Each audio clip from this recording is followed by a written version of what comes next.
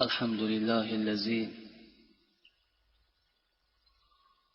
بنعمته تتم الصالحات وبتوفيقه تتحقق الغايات، والصلاة والسلام على البشير النذير والسراج المنير سيدنا وإمامنا محمد صلى الله عليه وسلم وصحبه وأهله ومن تبعهم بإحسان إلى يوم الدين.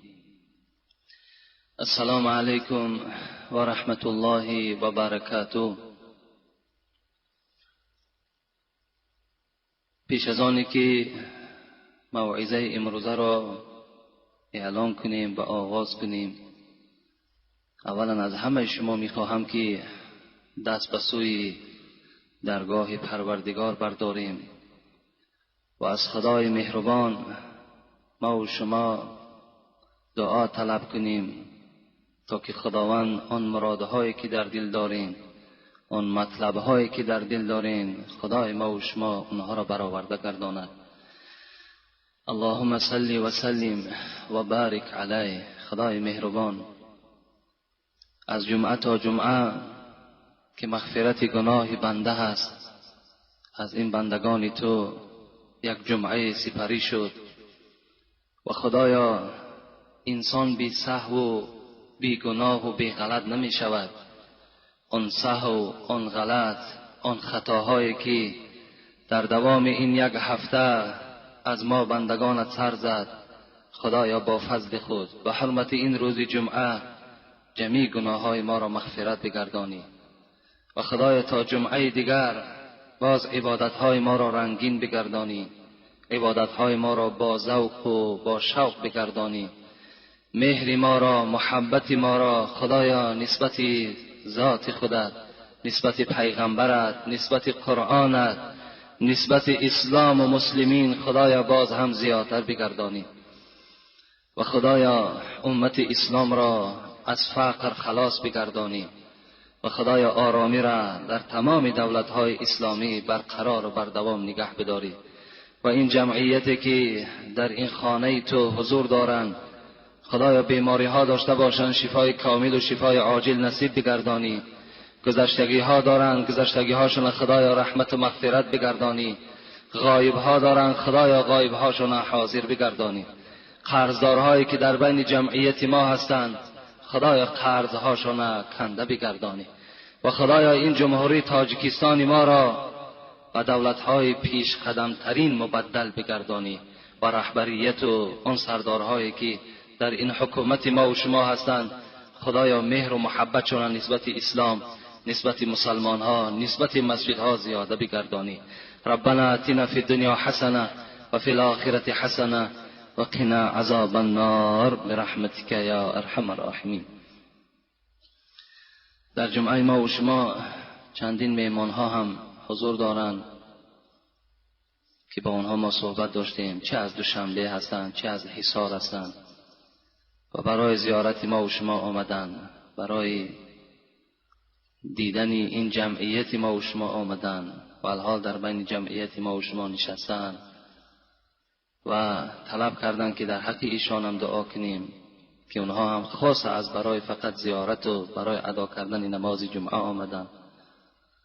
و اینجا یک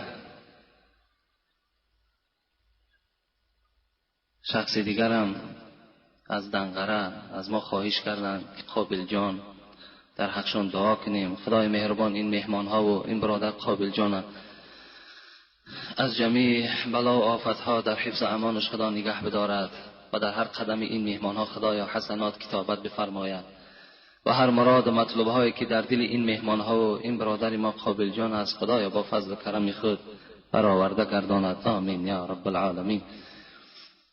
بابای فیض‌الله هم خدا رحمت و مغفرت کند، از همین محله ما بود. فرزندشان اسمت و نبیرشان رمزیا جان که در همین معرکه نشسته‌اند و مخلصی همین مسجد ما و شما هستند، گفتند در حق رمزیا جان، در حق باباشان و اسمت باشد، در حق پدرشان گفتند دعا کنید خدای بابای فیض‌الله را روحش شاد، قبرش را خدای مهربان پرنور بگردانی و فرزندها و نبیرهاش خداوند اهل توفیق و اهل هدایت بگردانی. آمین یا رب العالمین.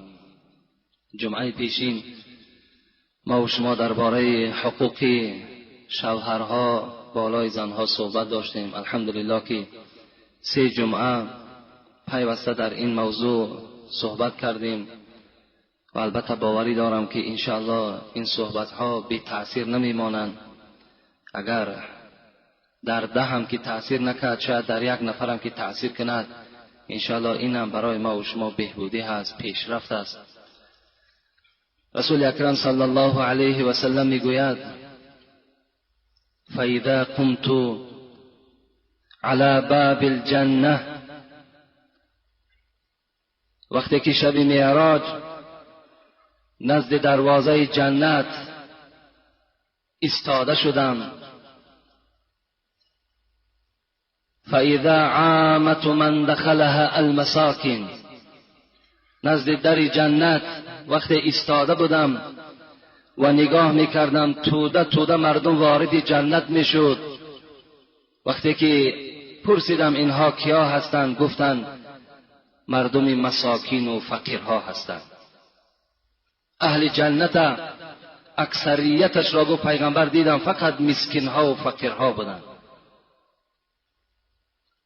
فاذا قمت على باب النار فاذا عامت من دخلها النساء، لیکن نزد دروازه دوزخ هم نگاه کردم که توده توده مردم در دوزخ پرتافته میشد، همش از جمله زنها بود. اکثریت اهل دوزخ را پیغمبر خدا گفتند نظارت کردم، از زنها عبارت بود. البته زنهایی که در دنیا احترام شوهر نکردند، زنهایی که در دنیا به تربیه فرزند اهمیت ندادند، در دنیا به طرف شوهرها زبان درازی کردند، شوهرها را به احترامی کردند، حیات خوب مرد را به تلخی مبدل گردانیدند. اینها کسانی بودند که عاقبتشان وارد شدن بر دوزخ است. البته تمام خواهران عزیز و مادرها میدانند که این دنیا اونقدر دنیای درازی نیست. دنیایی هست که زود است که البته بالای چی زن باشد چی مرد باشد هجوم میکند و اون امانت میگیرد و در پیش ما و شما حیات دیگر داریم، حیاتی که وی فنا شونده نیست. باید که برای اون حیات، اون دنیا باید که ما و شما کوشش و حرکت داشته باشیم. حضرت عثمان میگوید که شنیدم از پیغمبر خدا که میگفتند ما من امرأة قالت لزوجها ما رأيت منك خيرا، اگر کدام زنی که در دنیا به سوی شوهر میگوید ای شوهر من از تو چیزی ندیدم، بسیار است امروز این کلمات از اکثر زبان زنها صادر می شود. اگر 1 روز یا 1 ماه اگر زنها از نعمتهایی که در خاندان داشتند شاید سببهای پیدا شد و همان نانی با سیری را ندیدند، یا شاید که اون لطف و مهربانی هایی که شوهر داشت در دوام 1 روز یا 1 هفته اون لطف و مهربانی ها را دیگر مشاهده نکردند، در حال به سوی شوهر میگوید من از تو چیزی ندیدم. وقتی میگوید این سخن از زبان زن صدا داد، احبط الله عملها 70 سنه ولو كانت تصوم و تقوم الليل. پیغمبر خدا گفتند این زن در جواب این سخنی که به سوی شوهر گفتند 70 ساله عبادتشان برباد دادند، اگر چند که روز روزدار بود، شب به نماز بود. در 1 کلمه که میگوید ما رأیت منک خیرا، من از تو چیزی ندیدم. باید خیلی با احتیاط باشم. چگونه که 1 غلام در نزد مولای خود، چقدر احترام دارد، یعنی چقدر با احترام صحبت میکند. از روی ترس باید که زن هم با شوهر خود این چنین صحبت داشته باشد. این زمان انشاءالله اون ثواب‌هایی که در این جمعه‌های گذشته گفتگو داشتیم بعد زن نائل می شود. و الا اگر سرکشی کند و این گونه کلمات‌ها را اگر تلفظ کند، وای به حالش، چی در دنیا و چی در قیامت. البته اینها شرمنده هستند و در عذاب خداوند گرفتار می شود. امروز باشد چگونه که به شما خبر دادیم که خیلی سوال‌های زیاد منتظر جواب هستند. میخواهم که جواب این سوال‌ها را به شما خبر دهم. بسم الله الرحمن الرحیم. السلام علیکم داملای شیرین بیان. در سنت خواندن پراکنده شدن درست است یا نه از صفها؟ زیرا مولای ما میگوید درست نیست. یعنی وقتی ما و شما فرض میخوانیم، کدام فرض نماز نباشد، چی فرض جمعه باشد، چی فرض پیشین باشد، چی فرض عصر باشد، ثواب و سنت همین است که در حال جایهای خود عوض کنیم. این ثواب است و سنت است. فقط جمع شدنی، یعنی راست بودنی صف، پر بودنی صف فقط برای نماز فرض است و خلاص. برای سنت اگر شما صف کشین و در صف راست کنین، برای سنت نماز همه کراهیت دارد، مکروه است. در نماز سنت هیچگاه باید صف راست نباشد و صف نباشد، باید همه پراکنده باشد. سنت انا همین است. اون مولا صد نامعقول کرده است. مولا از هوا گفت است. مولا اگر پسترین کتاب همین شرح گوری را مختصر تماشا کند، در همون در باب سنت ها میگوید که حتی که سنت در مسجد خواندن خودش مکروه است. سنت باید در خانه خوانده شود. و در مسجد که آمدیم باید که جایهاتان، مثال چقدر میگوید صاحب کتاب که اگر جایها را عوض کنیم و جایهای سجده چقدر زیاد باشد، همون قدر برای خود شاهد در روز قیامت تیار میکنه. یعنی هر پارچه زمینی که شما عبادت میکنین، اینها برای شما شاهدی در روز قیامت میدهند. چند قدر شاهد زیاد شد، همون قدر کار شما آسان میشود. این از طریقه سنت خواندن. فرضها را که خواندیم پراکنده شویم در مسجدها هر طرف، حتی در خانه هم که خواندیم سنت است، اگر به شرط خانه های شما نزدیکتر باشد. دوم سوال، این شعر بیدل را التماس تحلیل کنید. آفت ایجاد است ساز زندگی، هوشیار باش. از تراوت خانه دارد در ره سیلاب گل. اصلا همین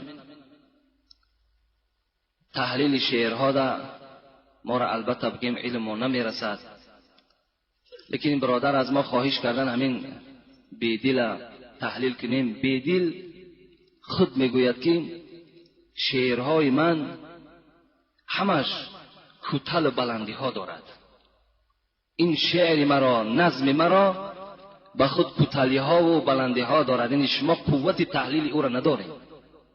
لیکن به هر حال من میگویم که معنای این شعر این است که آفت ایجاد است ساز زندگی، هوشیار باش. حضرت میگوید آفت ایجاد معنایی که یعنی زندگی انسان از آفتهای زیاد عبارت است. ای انسان هوشیار باش. یعنی در حیاتت ای انسان تو بی‌نهایت آفتهای زیاد میبینی. آفت ایجاد است ساز زندگی، هوشیار باش. هوشیار باش که زندگی شما آفت ایجاد است، یعنی آفت ایجاد میکنه. یعنی روز به روز آفت ها و روز به روز مشکلات و مشقت شما زیاد میشود در زندگی. از تراوت خانه دارد در ره سیلاب گل. تراوت گفته اصلا معنای تر و تازگی را دارد. تراوت تر و تازگی. میگوید که گل برای آنه که همین تر و تازه بماند، خانه دارد در ره سیلاب گل. همین ره سیلاب را، ره سیلاب یعنی ره سیلابه آب، همین گل برای آنه که تازه بماند، دائم شکفته بماند، برای همین تازگی و حیات بردوامش همین ره سیلاب برای خودش اختیار کرده است. انا انسان هم میگه زندگیش مثل گل است. بلای آنه که مثال همین آدم زنده ماند، حیاتش بردوام ماند، باید که همین مشقت هایی که در بالاش میاد همین ها را باید که چیکار کند؟ تحمل کند و روپرو شود. چگونه که گل از سیلاب، یعنی از آمدن سیل، عذاب دارد، مشقت دارد. این از همین معناش باور میکنم دیگر از این ممکن که دیگر تحلیلی نداشته باشد.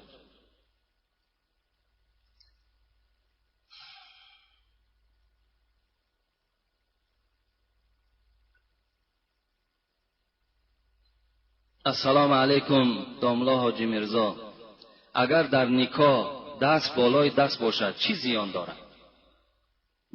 یعنی نکاح وقتی که نکاح صورت میگیرد در خانه کدام از مسلمان های ما و شما، بعدا همونجا مردم تکلیف میکند که دست ها را راست مانید، یعنی بالای زانو هاتون در راست مانید، نه جنبین، نه خندین، دیگر اینا دروغ هستند.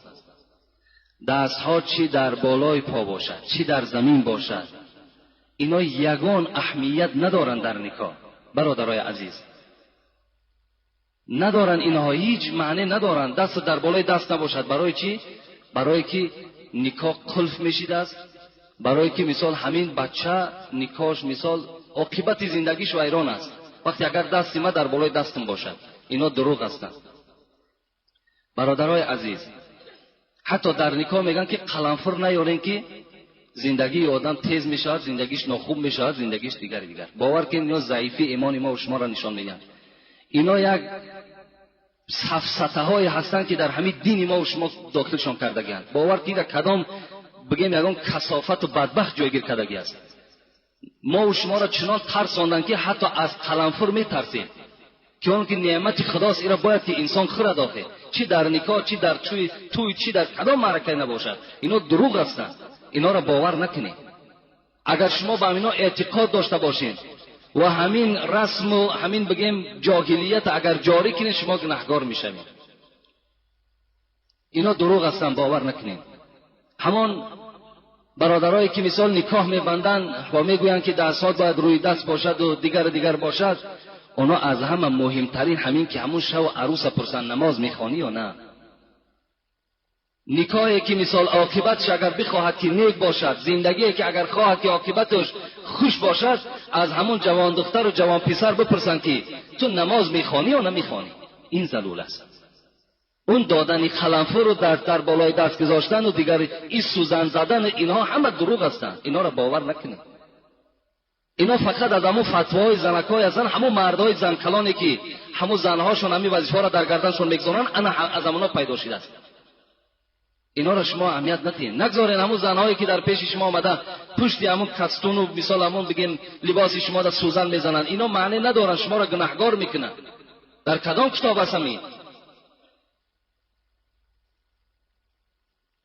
از اینها دیده باید که همون دختره، همون جوان مثال جوان پسر تربیه اسلامی دادن در کار، اخلاقی خوب داشته باشند.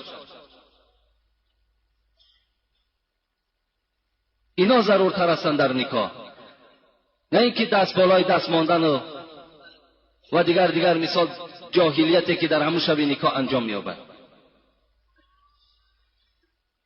اینا هیچ معنی ندارن، دروغ هستند. اینا رو باور نکنید.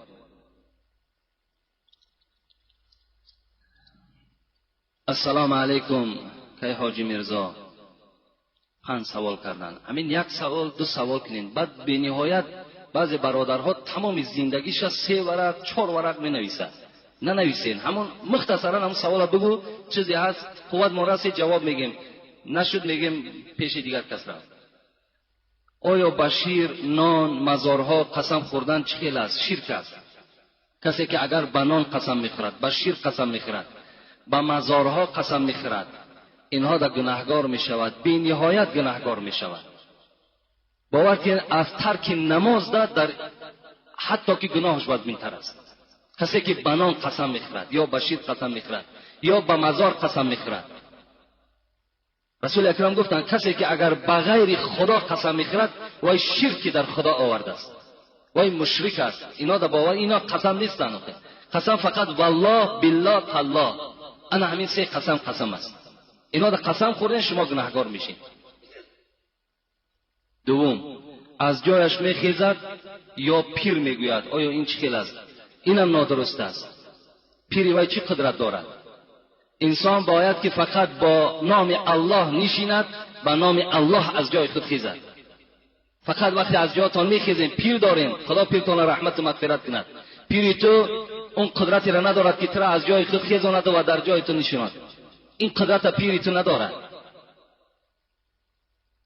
فقط باید که ما و شما الله گفته از جامون میخیزیم، الله گفته در جامون مینشینیم. همه به قدرت الله است. سوم، آیا با زن خود در حمام خانه یک جای غسل کردن درست است؟ البته سنت است. سنت است که باید در حمام مرد همراه زن خودش غسل کند. اون زن وظیفش همین است که بدن شوهر تازه میکند، میشود، پاکیزه میکند، بعد دعای شوهر میگیرد. این سنت است. خوش به حال همون زنهایی که پیش از آنه که مثال مرد اراده حمام دارد، با همراهی همون شوهرش حمام میرود و مثال بدن شوهرش صابون میکند، بدن شوهر مثال پاکیزه میکند، تازه میکند. خوش به حال او زن. این سنت است. چهارم، آیا زن میتواند که مرغ یا دیگر حیوان را ذبح کند؟ میتواند. زن حقوق دارد که مثل مرد چگونه که مرغ از کدام حیوانی نباشد ذبح میکنیم، کار در دست میگیرد، بسم الله الله اکبر میگوید، ذبح حیوان میکند. این جای منش نیست. پنجم، آیا زن سر مرد را تراشیدن ممکن است یا نه؟ تراشیدن البته درست است. یک جوان گفت که ما در کدام قشلاق زندگی میکرده است، گفت وقتی همون زن من گفت وقتی سر ما تراشید، ملا گفت که الکی زن به تو چی شد؟ طلاق شد. این هم خیلی ملاها هم هستن. حالا که آخی یا را بگیم همش وظیفه زن غلط نیست. آخی وظیفهش هم که نباشد کردنش سنت است. همون تیغ گرفت یا همون لیزور را میگیرد و مثال سری مرد میتراشد، چی جای گناه است؟ تراشیدن 100% درست است، باکی ندارد، بلکه ثواب میگیرد.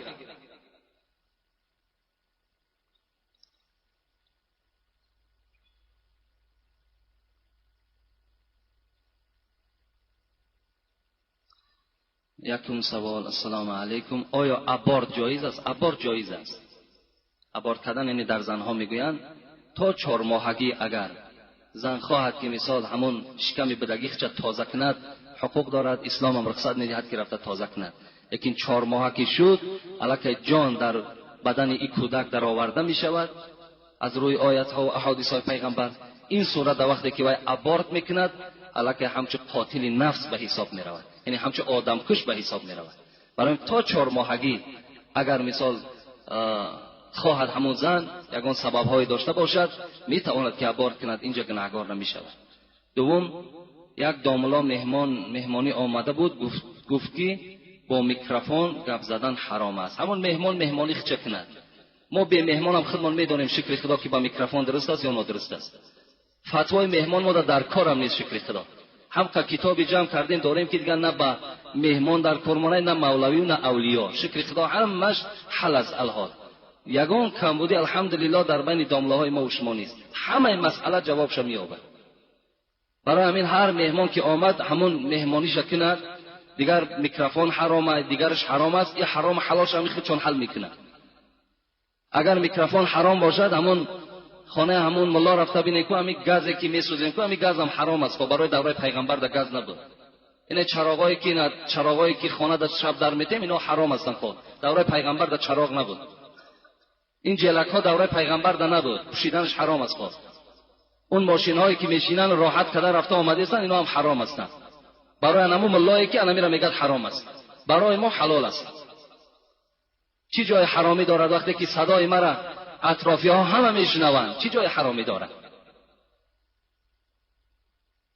اینا همون ملاهای هستن که بیچاره تا حال چشم چاره نکشودن. آن چیزی که در همون پیش دیدن کتاب قدیمی نه، همون را قپیده ایستادگیان. دیگر این پیشرفتی دنیا و زمانه به اینا هیچ دخالت نداره. همون ملا کار شکند برود، دیگر مهمانی شکند. سلام علیکم داملای عزیز، زن اکه را گرفتن درست است در اسلام یا دادر زن اکه را بعد وفات اکه یا دادر درست است؟ اگر مثال وقتی که برادرت از دنیا میگذرد یا دادرت از دنیا میگذرد، یعنی علاقه زن او برای تو بیگانه میشود. اسلام رخصت میدهد که چی زنی اکه باشد چی زنی دادر باشد در نکاح خود درآری. اینم به خاطر همون فرزندهایی که باقی مانده است. اگر فرزندم که نداشته باشد رخصت است که همون زن از اویی که در بدر می شود و دستی به زنا میزند و مثال شأن شرف همون اولاد میریزاند، اگر همون برادر یا اکه‌ای که باید در نکاح میدارد این جایز است. این سخن خدا و پیغمبر است، درست است، یگان باقی ندارد. خب می نویسن که دیگر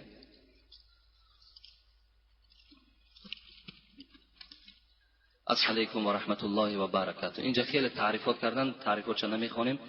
من از شما یک خواهش احترام دارم که من در قشلاق کارز بالا ملا سلطانی میگویند در آنجا استقامت میکنم. من آدمهایی را میبینم که کارهای ناشایسته را میکنند و گپهای هرخیله میگویند. من باشم به آنها گفتم و میگویم که شما یک بار عقلا امر معروف را گوش کنید یا اینکه شنوید، بعد میفهمید که در دنیا چی گپ و خبر است. وایها باشند مرا سرزنش میکنند و ملاها را تحقیر کرده دشنام میدهند و میگویند که دنیا از دست ملاها جزیر شده است. از شما حاجی محترم خواهشی ضرور دارم که در حق این بدبختها چی گفتنی دارید؟ مرحمت با طور آشکارا پاسخ دهید. البته مثال سخن اینها هم از یک جهت حقیقت دارد. چه حقیقت دارد؟ در اصل همین مردمی که اعتقادشان از ملاها پریده است دیدن که بسیاری ملاها اصل نامشان ملا بوده است. اصل نامشان ملا بوده است، در اصل ملا نبودند. ملا باید که دائم خدمت بر اسلام کند و دائم دلسوز اسلام باشد. وقتی میبینن همین گپ‌هایی که ملا را به گفتش بکن به کردش نکن، اینا هم از دست همون بعضی ملاهایی که گفتن و نکردن ان همین مقاله ها پیدا شد. باید ملا هستی اصل ملا شو، حقیقت گفتن بگیر. اگر چنده که ملامت زیاده میشنوی، هزار اگر خودت پرده پوش کنی، هزار اگر بچین دل همون کلان ها هم که کار کنی، همون روزی که اگر یا تبدلات شد اولین آدم نابود میکن تو هستی. دیگر آفتاب به دامن پشانده نمیشد که من ملا نیستم گفته و حالت دخت پنهان کنی، اولین نفری میکشن تو هستی. برای همین چیکار کردن در کار؟ همین ملا میشه ملای اساسی شد. ملا نمیشه این مثال به سله و به کله و به جیلک و به منافقی مثال راه یافتن در بین مردم بسیار بسیار گناه کلان است. امروز تمام ملاها را از پشت مثال یا ملا یا دو ملا تحقیر میکنند. به خاطر چی است؟ به خاطر که همون ملا در اصل مثال ملا نیست، همون نام ملاگی دارد. شاید مسجد نمیرود، شاید که خیر خدایی شود بعد مثال مسجدها رود. همون ملا مثال معرکه های می شود که اسلام او را رخصت نمیدهد. مردم اینا که میبینن اعتقادشان از ملا میپره. لیکن اصل شما هیچ گام اعتقاد شما از پیشواها و ملاهای شما دور نشود. ملاها در بین شما برادرای عزیز مثل همین چراغی که روشنی میدهد مثل همین است. و ملا البته به البته در نزد خدا هم قدر دارد، باید در نزد شما هم احترام داشته باشد. کسی که مثال دشنام میدهد اگر از جهت نافهمی باشد و یک سبکی دارد، لیکن کسی که اگر دیده و دانسته ملا را بد میبیند و مثال دشنام میدهد، این حالت اوای گناهگار میشود. من چیز دیگر نمیگم برای این.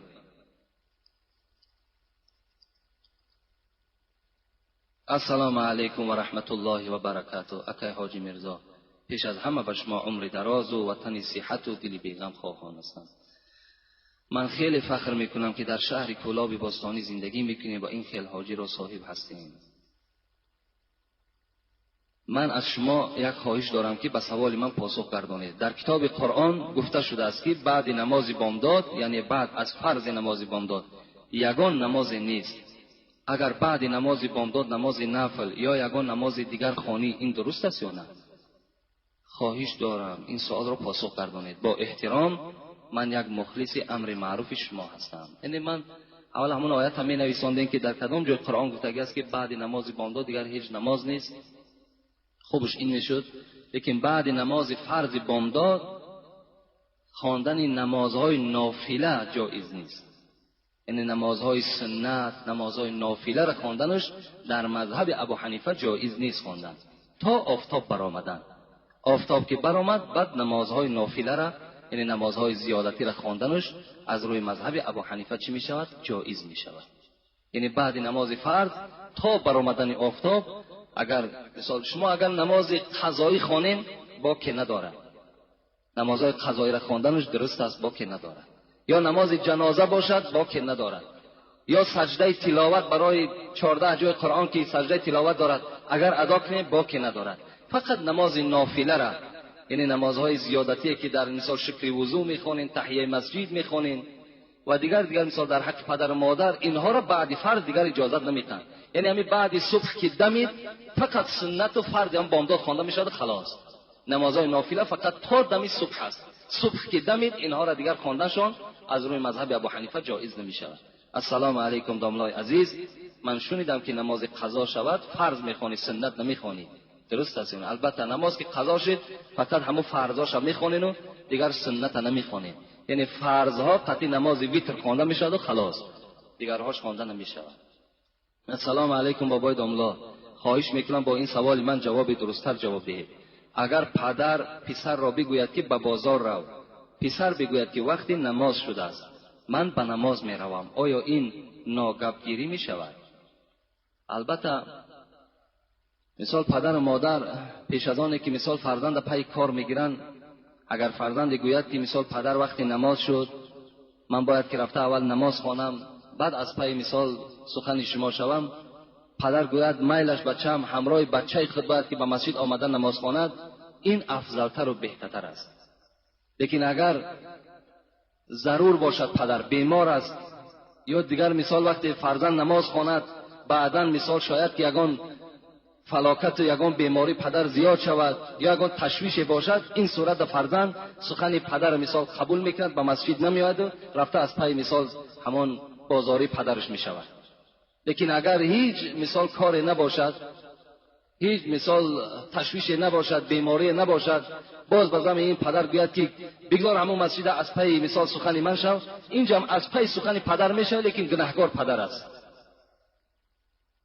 دوم الله اکبر چند معنا دارد؟ همون الله اکبر از همه معنای مثال ساده و عیانش همین است که خدا بزرگ است. الله اکبر این بزرگی را میدهد، خدا بزرگ است. از همه ساده و عادیش همین است. السلام علیکم داملای عزیز، بجای برابرم از نام یک مخلص شما. داملای عزیز و بجام برابرم از نام یک مخلص شما.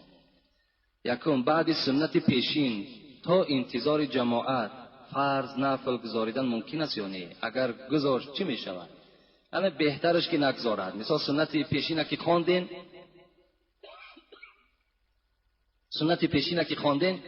سنت همین است که تا فرض پیشین با ذکر مشغول شویم، مثل سبحان الله، الحمدلله، الله اکبر، با این مشغول شویم. این بهتر است، اینش نزدیکتر است با سنت.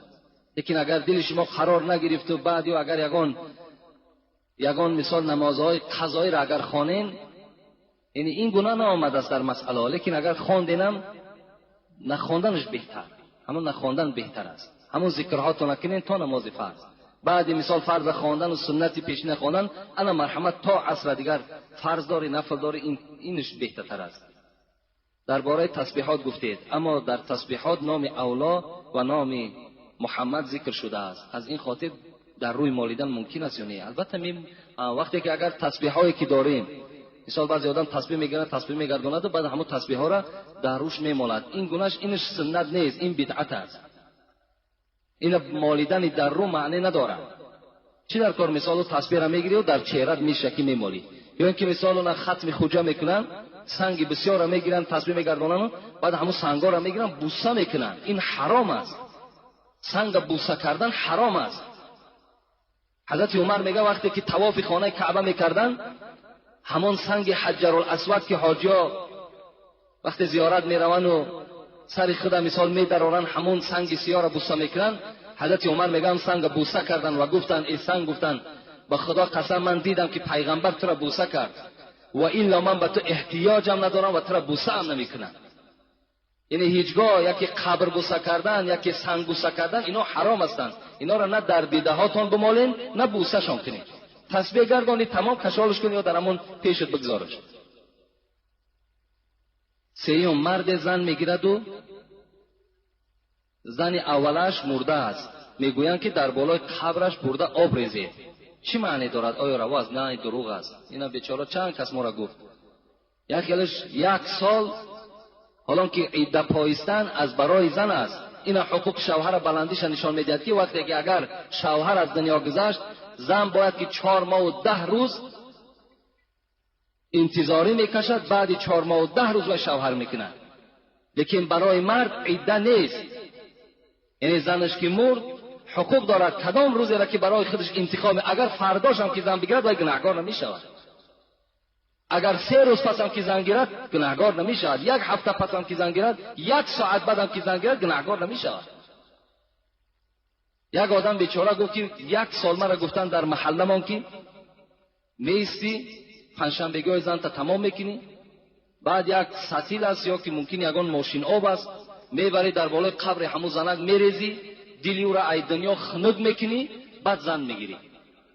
باور کنی اینا همه آدمی با عقل نخواهی رو باور کنن. اینا باور کنی یک خنداور است نخواه که مثال در بالای قبر دلی او را ای دنیا چی خنک میکنی دیگر. او کایها مردگی است بیچاره. او دیگر در او جسد اگر 1 سال پس بره او را خاک شیدگی است، او را گجاش دیگر خنک میکنی. اینا دروغ هستند. اینا را باور نکنی. برای مرد خدا اجازه داده است کی که میخواهد زن گرفتن بگیره. السلام علیکم و رحمت الله و برکاته. ما یک گروه به نماز جماعت خانی به کلاب می آمدیم. مرد قرآن خانه به ما چنین گفت که سگ ما و جای دیگر می جکیم. چی می شود بابای داملا؟ مرا با تمسخر کردن شما در حق همین خیل آدم چی میگویید؟ با سلام یک گروه مخلصان شما. یک قرآن خان اشاره بسیاری قرآن خانی هستند که رسول اکرم میگوید بسیاری قرآن خانی هستند که همون قرآن به آنها لعنت میگوید. یک قرآن خانی دلیل او را ندارد که ترا از نماز جماعت آمدن من میکنه. برادرها از دوشنبه میآیند، از حصار میآیند، با امید ثواب می آیند که چند قدر راه زیاد طی کنیم و امر معروف گوش کنیم تا که در نامه اعمال ما خداوند ثواب بنویسد. خدا رحمت کند. محمد صاحب ایرانی را میگوید در سخن گفتن خطای جاهلان پیدا شود، تیر کج چون از کمان بیرون رود رسوا شود. همین آدم جاهل از سخن گفتنش الک شما میفهمید. همین سخنی که وای گفت این علامت جاهلی وای نشان میدهد، علامت بی‌عقلی و بی‌علمی همون آدم نشان میدهد. که یک آدمی که سعی دارد کوشش دارد که رفته در یک مسجد نماز جماعت خوانم امر معروف گوش کنم، با این گونه مثال سخنهای قبیح پیش راه او را میگیرد. محمد صاحب ایرانی میگوید مخور صاحب، خدا رحمتش کند، کلیاتش نزد ما هست، مخور صاحب فریب فضل امامه زاهد. امامه زاهد گفته سله را میگن، میگد که از همه سله‌دارا فریب سله‌دار نخور. میگد مخور صاحب فریب فضل، فضل گفته سله کلان میگن. مخور صاحب فریب فضل امامه زاهد که در گنبد بیمرزی صدا بسیار میپیچد. همین گنبد ابین میگه یک گنبد کلان نه که درش خالیه، ها بگو دبر ها ها ها میگن. همون کله همون آدمایی که این گونه سخنها را میگن و صلاحات در طور سرش هم مثل گنبد هم خالی است، چی ندارن اونا. بسم الله الرحمن الرحیم. السلام علیک و رحمت الله و برکاته. اکای حاجی اول بخشید از شما در رضا بودن پدر و مادر یک چند سخنهای مبارک میگفتید. این سوال اولی من است. دوم، معلمانی که از خوانندگان یا اونیورسیته یا کالج از اگزمین یا زکات پول میگیرند، آیا برای مسلمان این حرام است یا نه؟ التماس اکای حاجی به سوال ما جواب پره میگفتید، دل ما قرار میگیرید. البته درباره پدر و مادر ما کسیته ها داریم. برادر عزیز مراجعت کنه، از همون کسیته ها به نهایت بهره زیاد میگیری. 2 کسیته خاص درباره احترام پدر و مادر است. اگر مثال چیزی که خواهی از داخل اونها تو البته یافت میکنی.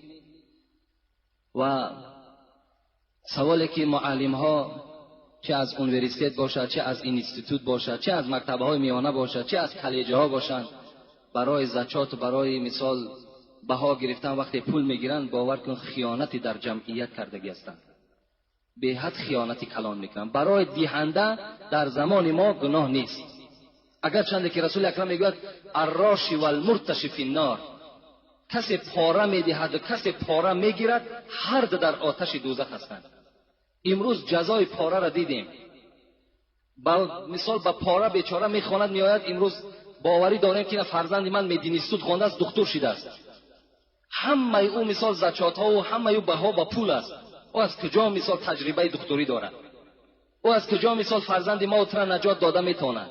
برای کی نمیتواند؟ برای که معلمش خیانتکار بود و یا معلمش آموخته کرد که همین پول بده، نخوان دیگر، خواندن تو حاجت هم نیست. آیا همین خیانت نیست؟ از این ده خیانتی کلان دیگر وجود ندارد. هر یک فرزند مثال هر یک پدر و مادر باوری دارد که فرزندش در فلان مدرسه یا مکتب میخواند، وقتی که وای با پول میخواند این معلوم است که عاقبت وای چی هست.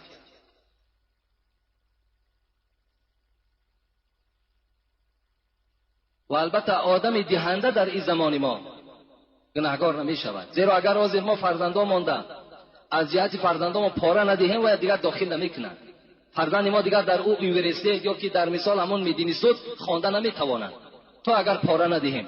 امروز پاره ما میدهیم، لیکن همون گیرنده ها گناهکار هستند، دهنده ها گناهکار نیستند. بسیار عملی زیشت است. شهر دوشنبه، بوربت 56 صنوبر. السلام علیکم داملای عزیز و محترم حاجی میرزا، اینا بر ما دادن. من با همراهی خواهرانم از دوشنبه آمدیم و امروز به دیدار شما رسیدیم. ما در خردسالی امان از پدرمان جدا شدیم. پدرمان را ماشین زد و اون مرد. مادرم که الحال جوان است و شوهر برآمد و از آن شکرانه میکنم که او بسیار آدمی خوب است. و امروز که من 14 ساله نماز میخوانم، از شما داملای عزیز التماس میکنم که مرا و خواهران مرا و پدر و مادر مرا دعا کنید. خدای مهربان این خواهر اسلامی را همراه همه خواهرها و پدر و مادرش خدایا مغفرت گناه بکنی و مراد و مطلب هاشون خدا حاصل کنی. آمین یا رب العالمین. یک سوال بسیار از ما خواهش سخت کرده بودن از دوشنبه. السلام علیکم داملای شیرین سخن، این سوال از نام یک خواهر شماست. التماس به سوال من جواب گویید. من برادرم را با نمازخوانی دعوت کردم، اگر من او را یاری رسانم ممکن است؟ سوال دیگر، از وفات پدرم 2 سال گذشت، آیا من به منزل پدرم روم ممکن است؟ چنانه که میگویند رفتن زن به منزل ممکن نیست. التماس به من جواب پر دهید. با احترام خواهر عزیز شما. البته میتوانید شما اون برادری که دارین یا پدری دارین شما نمازخوان کنین، در نماز یاردم کنین، این باکی ندارد، این البته ثواب میگیرین. لیکن به سر منزل پدر و مادر رفتن، اگر چنده که حدیث ها برای رفتن هم هست، مثال سخن فقها هم برای اجازت هم رفتن هست، لیکن الحال عالم های بگیم آخر معاصر حاضره ما و شما اجازت ندادن که زنها به سر منزل ها روند یا به زیارت مزارها روند. یعنی این ده اجازت ندادن، گفتن نرفتن زن برای منزل، برای دعا کردن، مثال برای اولاد اجدادش به قبرستان ها، این بهتر است. از این خاطر همون خواهری که مثال میخواهد در حق پدر و مادر دعا کند، افضل و بهتر همین است که در خاندان 2 رکعت نماز خوان در حق پدر و مادر ببخش، ان شاء الله این بهتر است و این ثوابش زیادتر است.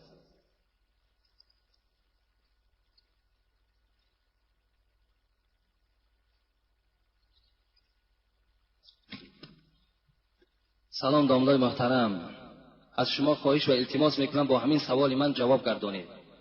گویا که عمر خیام در جماعت محض بود و در دستش پیاله می، به ناگاه پیاله از دست او میافتد و میشکند.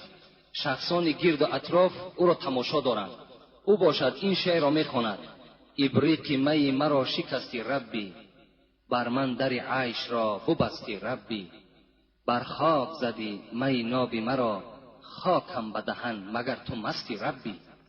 بعد خواندن این مصرع‌ها در روی او سیاهی پدید شده است. بعد خواندن دیگر شعر سیاهی در روی او ندیده شد، همانا ناپدید می شود که چنین بوده است: ناکرده گناه در این جهان کیست بگو، هر کس که گناه نکرد چون زیست بگو. من بد کنم و تو بد مکافات دهی، پس فرق میان من و تو چیست بگو. بعد از این جماعت و از واقعه روی داده او را اولیا خواندند. آیا این 8 مصرع شعر ضد دین هست یا نه؟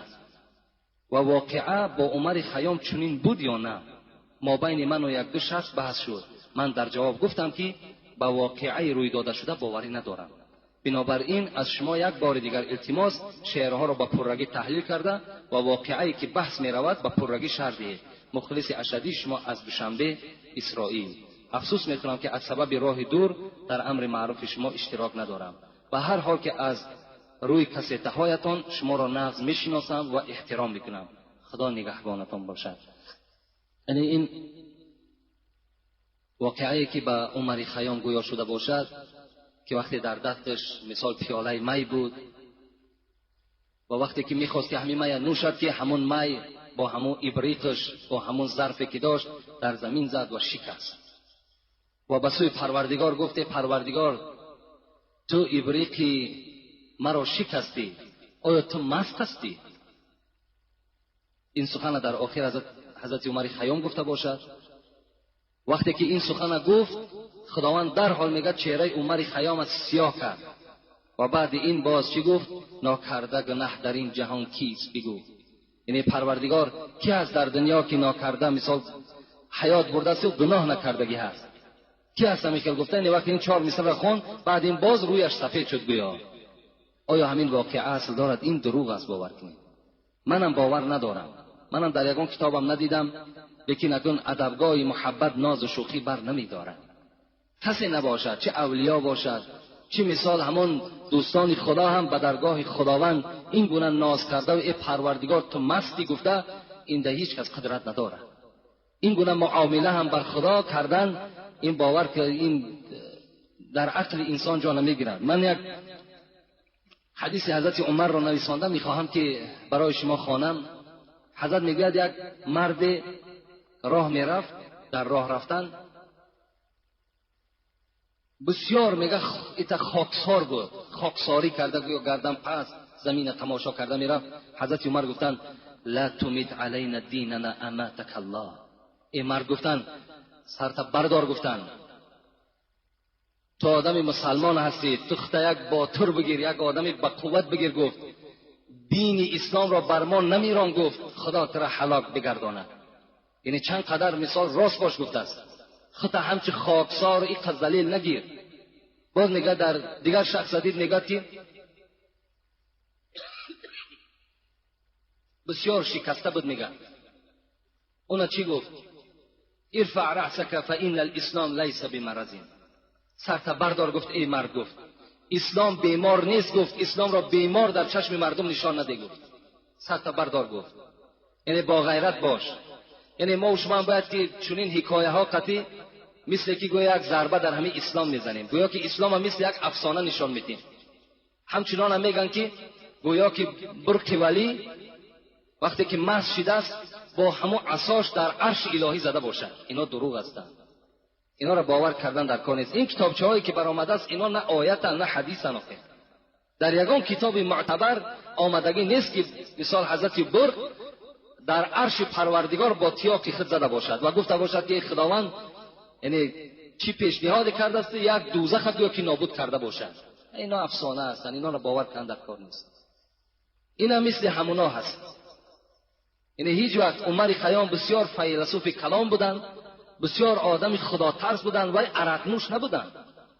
برای چی عرق نوش نبودند؟ زیرا حضرت حافظ بینین در مصرع‌های شعریش میگه: المنة لله که در میکده باز است، زان رو که مرا بر در او روی نیاز است. خمها همه در جوش خروشند ز مستی، آن می که در آنجاست حقیقت نه مجاز است. از وی همه مستی و غرور است و تکبر، و از ما همه بیچارگی و عجز نیاز است. اون می که میگوید ما در مصرع‌های شعری ذکر میکنیم، حضرت حافظ میگوید اون می میگوید اون می مجازی نیست، از وی همه مستی و غرور است و تکبر. این می مجازی که این می که مردم در دکانها میفروشن و مینوشن، اینا میگه از اینا فقط غرور تکبری مثال خاری و ذلت است و از ما همه بیچارگی و عجز نیاز است. آن مایی که ما میگوییم در مصرع‌های شعری همه این عاجزی را نشان میدهد، همه این یک سرخمی ما نشان میدهد. این می ما اون می نیست میگوید.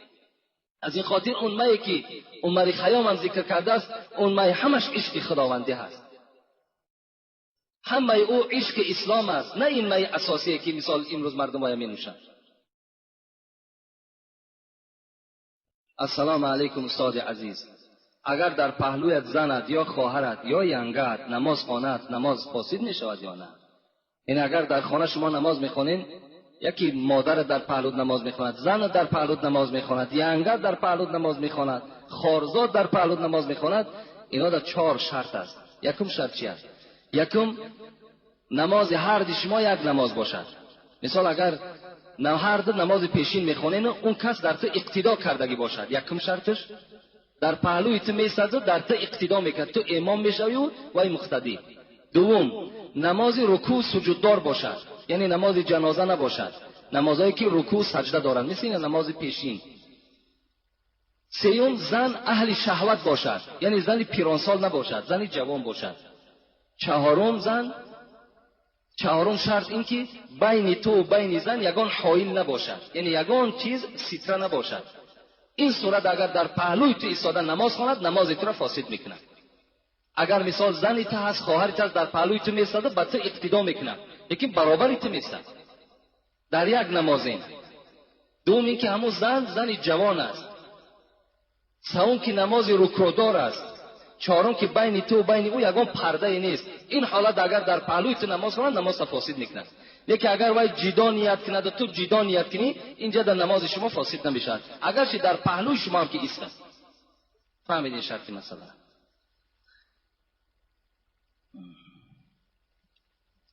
السلام علیکم داملای عزیز، من خواهر اسلامی شما هستم. سوالی دارم داملای عزیز. ینگه دارم، دادرم که شوهر اوست او را دشنام زیاد میدهد و او در مسجد شما نماز میخواند. در این موضوع چیزی میگفتی؟ یعنی این برادری که عائله خودش دشنام میداده است، یعنی البته ما در این بابها صحبت داشتیم و باز میگم که البته یک حق زنها بالای مردها این است که ولا تقبح، گفتم پیغمبر شما زنها را دشنام ندهید، یعنی دشنام های قبیح نکنید، با زنها مثال با معامله خوب زندگی کنید. لیکن از همه امون زنها خواهش میکنم که مردها را تا همون حد نیارن که مثال همون مردها اونها را دشنام دهند. بسیارتر عیب زنها میشود، یعنی چنان معامله میکنن، چنان رفتار میکنن که همون عصب مرد ویران میشود و در حال وای دیگر کار اولش چی است؟ همون دشنام دادن است. اول از خواهرای عزیز التماس میکنم که مثال دائم کار کنن که اونها مهربان باشند، یعنی دائم در هر حالت مرد چیکار کنن؟ مثال دستگیری کنن، با مرد مثال مهربانانه رفتار کنن، ان شاء الله اونها یگان دشنام نمیشنوند.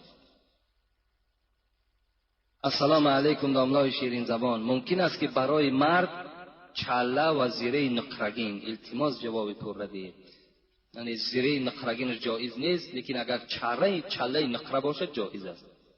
کدام مردی که اگر میخواهد که چله اندازد فقط چله نقره، دیگر غیر چله نقره دیگر چله ها را برای خود چه آهن باشد، چه میز باشد، چه طلا باشد اینها را اختیار نکنید.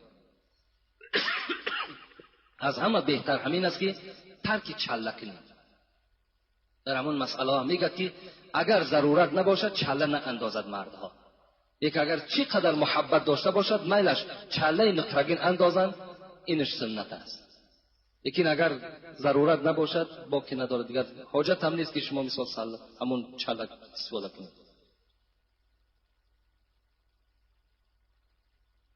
وقتم تمام شد. السلام علیکم داملای شیرین سخن، ممکن است که در سر منزل سنگ با صورت مانند؟ التماس جواب پر را بگید.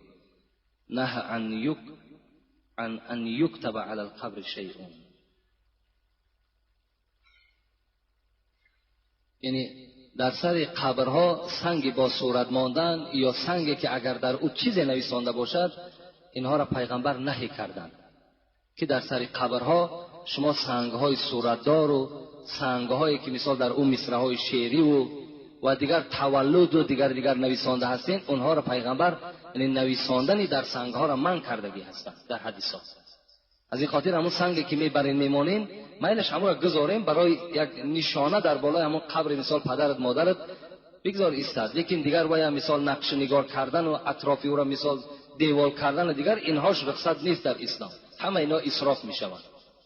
بسیار خوب میشود در همون نزد درخت مثلا پدرت مادرت یک درخت بشینان، یک درخت شینان امرا آب ته مثال همون ثبت شود دایی مثال همون ذکرگو میشود، همون یک یاردمچی برای همون قبر پدر مادر شما میشود. این بهتر است از این قدر مثال عمارت هایی که در بالای قبر ها میکنید.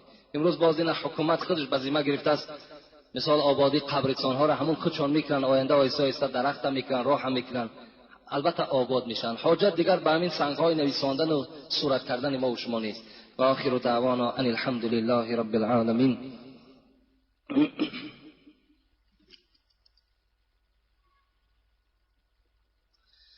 اینجا یک برادر از ما خواهش کردن که سفری به دولت روسیه داشته است و در حق دعا کنیم که خدای مهربان سفر شد.